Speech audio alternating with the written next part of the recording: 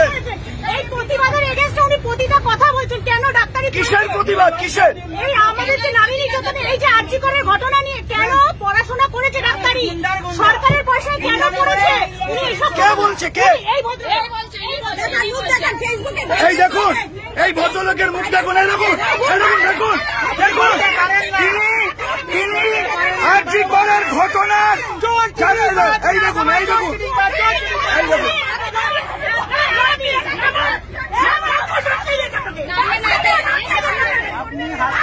দেখুন, এই ভদ্রলোক আরজি করের ঘটনাকে, ওই নারী নির্যাতনকে সমর্থন করছে, বলছেন যে এগুলো বাড়াবাড়ি হচ্ছে। উনি এই ঘটনাকে সমর্থন করছেন। যে মহিলারা, আমাদের যে ডাক্তাররা করোনা পরিস্থিতিতে প্রাণ বাজি রেখে আমাদের বাঁচিয়েছেন, সেই ডাক্তার আরজি করে ধর্ষিতা ধর্মতলা থেকে যে মহিলারা বাসে রয়েছেন তাদেরকে উত্তপ্ত করতে এসছেন।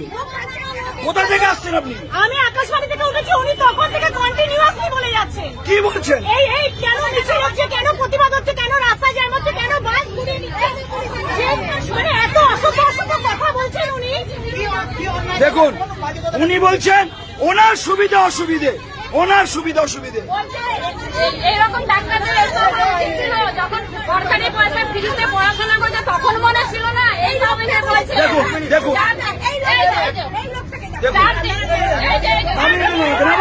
দেখুন, পুলিশ আসছে, নাবান ওনাকে, নাবান, একদম বাজে লোক।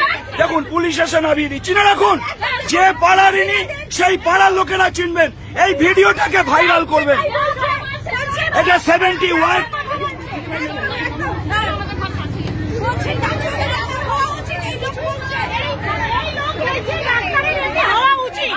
আমি শুনুন,